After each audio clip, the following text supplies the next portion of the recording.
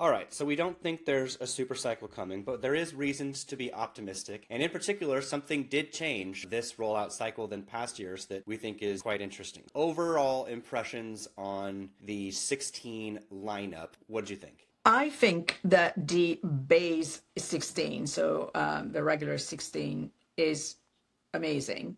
Historically, the excitement has always been around the Pro. This time around, the Pro and Pro Max are clearly for creators. Now, I qualify creators in a much bigger pool of people than not YouTubers. As video becomes more of a medium that people use to communicate and share, everybody's becoming a little bit more of a creator. And so that pool of people that are interested in good video and audio is growing. But what is interesting to me is that the 16 has got the new chip, the A18, and we had not had that since, I believe, the iPhone 13. It has all the key features, the camera controller, the action button, a better camera, new colors. All of that to me speaks to Apple wanting to upgrade as much as possible of their base so that they can take advantage of Apple Intelligence.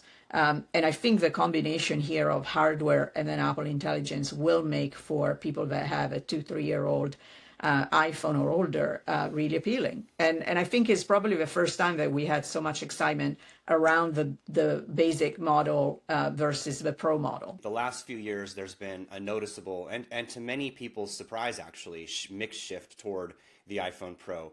This happened really with the 14. I saw a number of reports come out from the investment community that basically said, like, we didn't see this many people just going, hey, I'm going to get the Pro.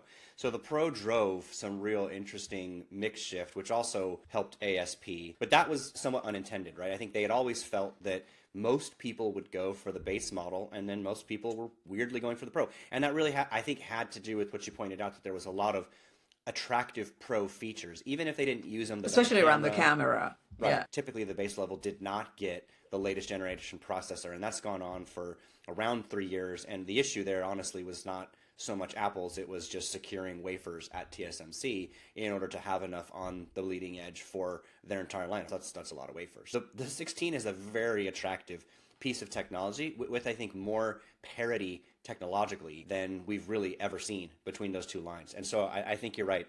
The 16 is going to be extremely popular, and I don't know if it's too much of a limb to go out on to say it might be the best-selling base model for Apple than probably we've ever seen.